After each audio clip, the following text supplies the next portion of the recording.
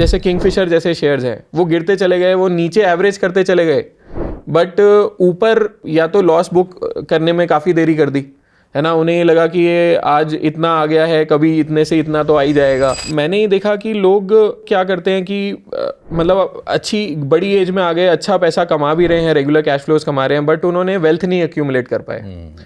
क्यों? क्योंकि कई बार एक तो वो उनके इन्वेस्टमेंट डिसीजन सही नहीं रहे कई बार, है ना। कई बार ऐसा होता है कि उन्होंने यहाँ पे इन्वेस्टमेंट करी, फिर पेशेंस नहीं दिखाई, है ना। वो जब वो चीज़ चलनी शुरू हुई तब तक आप दूसरी जगह शिफ्ट हो चुके थे, है ना। कई लोग खाली टिप्स के बेसिस पे इन्वेस्ट करने लगे, है ना। उधर क्या होता है कि आपको ये तो पता है कि किसी ने बोल दिया कि ये खरीदना है, आपको ये नहीं पता बेचना कब है। और कई लोग ऐसे रहे कि जो जैसे किंगफिशर जैसे शेयर्स हैं वो गिरते चले गए, वो नीचे एवरेज करते चले गए, बट ऊपर या तो लॉस बुक करने में काफ़ी देरी कर दी, है ना। उन्हें ये लगा कि ये आज इतना आ गया है, कभी इतने से इतना तो आ ही जाएगा, तो उसे समझने की कोशिश नहीं करी कि ऐसा क्या हो रहा है अंदर, ऐसा क्यों हो रहा है।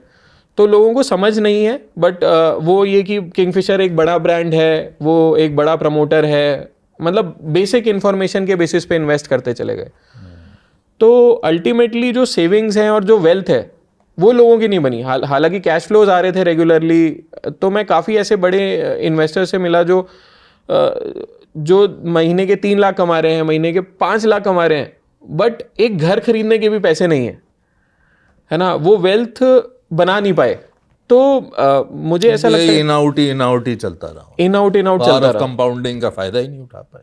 एग्जैक्टली। तो वो चीज़ मतलब हमने जो रियलाइज़ किया कि एक तो बहुत डिसिप्लिन आपको चाहिए इन्वेस्टिंग करते समय, एक आपको बहुत सारे जो जैसे साइकोलॉजिकल है, काफ़ी साइकोलॉजिकल है ना। आपको इमोशंस दूर रखने पड़ते हैं इन्वेस्टिंग के टाइम। तो आप बेसिकली जब आप इन्वेस्ट करते हैं तो आपके साथ क्या होता है कि जैसे डॉक्टर एक ऑपरेट करता है किसी पेशेंट को, तो उसमें क्या होता है कि अगर वो अपने बच्चे का ऑपरेशन करेगा तो उसके हाथ कांपेंगे।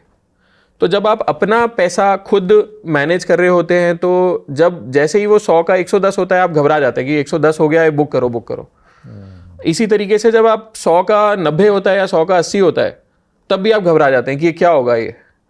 तो साइकोलॉजिकल अगर आप बायसेस को हटा दें अपनी इन्वेस्टिंग जर्नी से, तो आपके रिटर्न्स काफ़ी सिग्निफिकेंटली बढ़ जाते हैं। इनिशियली जैसे मैं आपको एक एग्जांपल बताता हूँ, मैं 2012 के अराउंड हमने एक कंपनी है कैप्लिन पॉइंट लेबोरेटरीज, उसमें हमने पैसा लगाया अराउंड वो 20 रुपये का शेयर था। हमें भी कम नॉलेज थी, कंपनी बहुत अच्छा ऑर्गेनिक इनऑर्गेनिक ग्रोथ कर रही थी।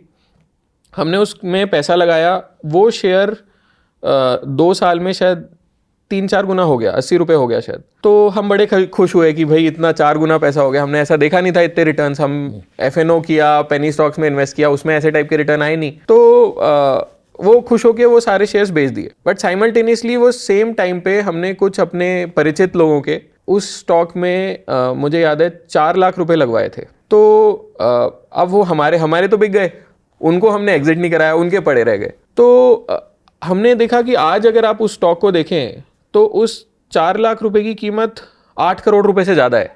तो उस टाइम पे हमारा खून ज़्यादा चला।